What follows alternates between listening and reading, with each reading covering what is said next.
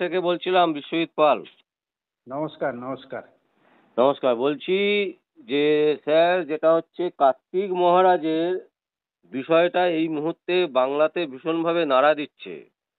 তার বিরুদ্ধে যে অভিযোগ করা হচ্ছে এবং কলকাতা হাইকোর্টে মামলাও পর্যন্ত হয়েছে, কি বলবেন এই বিষয়ে? দেখুন, কার্তিক মহারাজকে আমি ব্যক্তিগতভাবে খুব কাছের থেকে চিনি, জানি, এবং ওনার সাথে আজকে প্রায় আমার 40 বছরের সম্পর্ক, এবং আজ 50 বছর অতিক্রান্ত হতে যাচ্ছে কার্তিক মহারাজের সন্ন্যাস জীবন।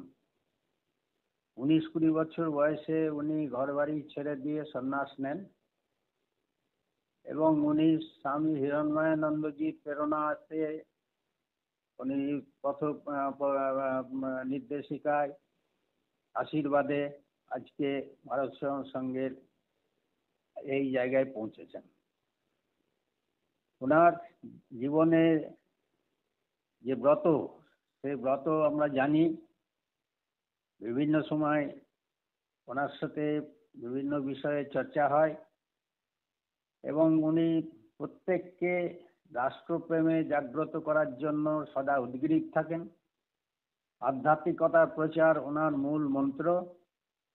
সমাজকে শক্তিশালী করা, তার জন্য উনি সবকিছু করার জন্য প্রস্তুত থাকেন। সমাজে সেবা কার্য সম্পাদনে তার নেতৃত্বে ভারত সংঘ বিভিন্ন সেবা কার্যে, দুর্যোগ, ভূমিকম্প, বন্যা, দাঙ্গা আর সব জায়গায় উনি নিঃস্বার্থভাবে ঝাঁপিয়ে পড়েন।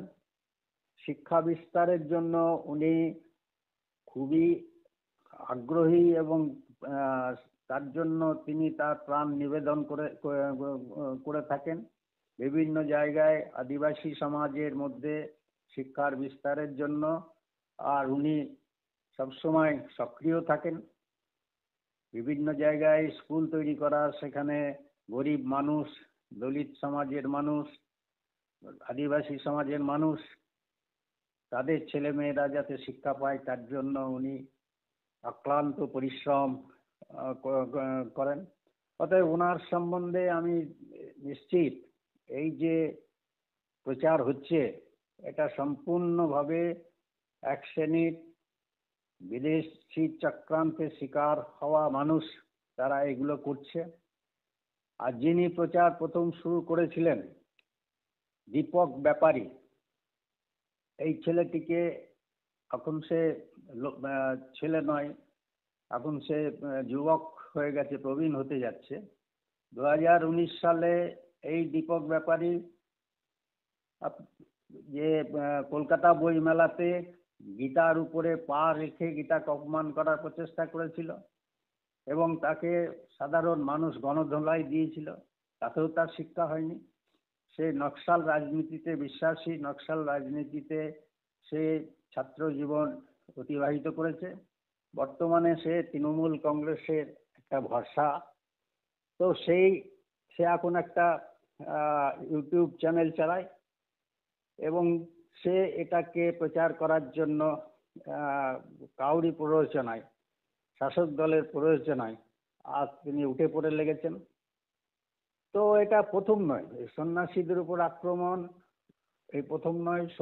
যখনই সন্ন্যাসীরা রাষ্ট্রের কথা ভাবে, রাষ্ট্রের কথা বলে, সমাজকে যখন সচেতন করে, তখন তাদের মধ্যে ত্রাস তৈরি হয়, এবং ত্রাস তৈরি হওয়ার পরে আতঙ্কগ্রস্ত হয়ে সন্ন্যাসীদের উপর বিভিন্ন রকম আক্রমণাত্মক ব্যবস্থা গ্রহণ করে। একটা সময় তামিলনাড়ু সরকার পূজ্যপাত শঙ্করাচার্যকেও গ্রেপ্তার করে, এবং তার পরিণাম কি হয়েছিল আমরা জানি। সেই তামিলনাড়ুর তৎকালীন মুখ্যমন্ত্রী কি দুর্দশা হয়েছিল সেটাও আমরা জানি। সাধ্বী প্রজ্ঞাকেও এইভাবে গ্রেপ্তার করা হয়েছিল, তার উপর অত্যাচার করা হয়েছিল হিন্দু উগ্রবাদী নাম দিয়ে, এবং যিনি নেতৃত্ব দিয়েছিলেন তারও পরিণাম কি হয়েছিল সেটাও আমরা জানি। এদিকে অসীমানন্দকেও এই একই কমপ্লেন দিয়ে তাকে গ্রেপ্তার করা হয়েছিল। তো এটা পরম্পরায় আছে। চাণক্যকে যখন রাজসভায় যায়, নন্দরাজের কাছে যায়, এবং তখন তাকে তার প্রজ্ঞা, তার বিদ্যা, তার বুদ্ধি, তার বিচক্ষণতা দেখে নন্দরাজ ঈর্ষান্বিত হয় এবং তাকে অপমান করেন, তার উপর অত্যাচার করেন। তার পরিণাম কি হয়েছিল সেও আমরা জানি। তো এগুলো সন্ন্যাসীরা তো সবকিছু ত্যাগ করে দিয়ে এসে সমাজের কাজ করার জন্য, মানুষের কাজ করার জন্য, রাষ্ট্রের কাজ করার জন্য নিবেদিত প্রাণ। তো তাদেরকে এইভাবে আটকানো যাবে না, কোনো আসরিক শক্তি তাদেরকে আটকাতে পারবে না। তার প্রমাণ কার্তিক মহারাজের ব্যাপারেও হচ্ছে। প্রমাণ হয়ে যাচ্ছে যে এটা মিথ্যা অভিযোগ। যে মহিলা অভিযোগ করেছিল সেও এখন স্বীকার করছে যে কিছু লোক এসে তাকে প্ররোচিত করেছিল। এর সঙ্গে আইপ্যাকের সম্পর্ক আছে। এটাকে একটা নির্বাচনী বৈতরণী পার হওয়ার চেষ্টা হচ্ছে। কিন্তু কার্তিক মহারাজকে পশ্চিমবঙ্গের হিন্দু সমাজ খুব ভালোভাবে জানে, তাদের শ্রদ্ধার পাত্র। তারাই তাকে হিন্দু হৃদয় সম্রাট নাম দিয়েছে, আমরা কোনো সংগঠন দিইনি। এবং যখনই তার হিন্দু সমাজের কোনো রকম আক্রমণ হয়, কার্তিক মহারাজ সেখানে গিয়ে পৌঁছে যান, এটাই তার মানে একমাত্র অপরাধ।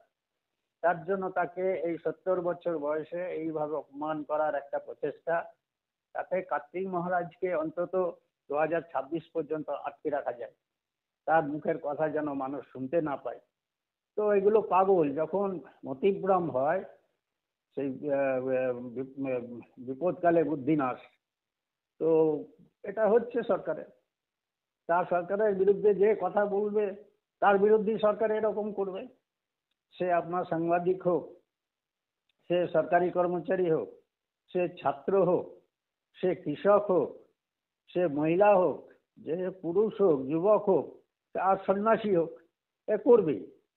তো এটা সন্ন্যাসীরাও জানেন, কার্তিক মহারাজও জানেন, সমাজের মানুষও জানেন। অতএব এটা করে কিছু লাভ হবে না। কার্তিক মহারাজ দেবতুল্য মানুষ, সমাজে তার প্রতিষ্ঠা, তার গ্রহণীয়তা যেভাবে আছে সেটা থেকে ঈর্ষান্বিত হচ্ছে, ভয় পাচ্ছে। অবশ্যই ভয় পাওয়া, এর আগেও আপনাদের একটা ইন্টারভিউতে আমি বলেছিলাম, এই আতঙ্ক, এই ভয়, হ্যাঁ, এটা খুব প্রয়োজন আছে। কার্তিক মহারাজকে যে ভয় করছে এটা সমাজের পক্ষে মঙ্গলকারক। এই আর কি, কার্তিক মহারাজের কিছু হবে না। কার্তিক মহারাজ স্বামী প্রদীপ্তানন্দই থাকবে এবং তিনি মানুষের কাছে সবসময় পূজনীয়, বরণীয় হয়েই থাকবেন।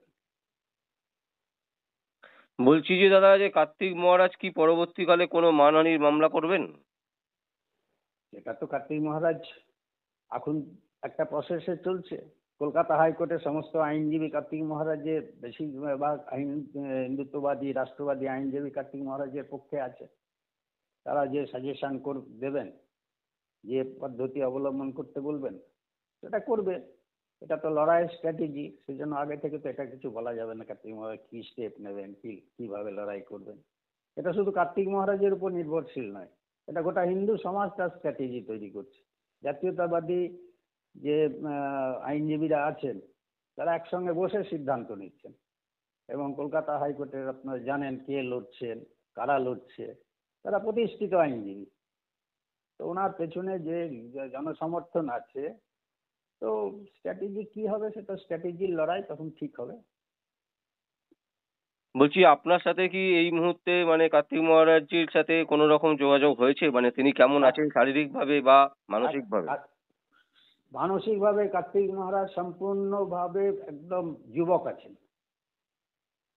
মানসিকভাবে কার্তিক মহারাজ আজ থেকে 40 বছর আগের যে কার্তিক মহারাজ আজকেও সেই কার্তিক মহারাজই আছে।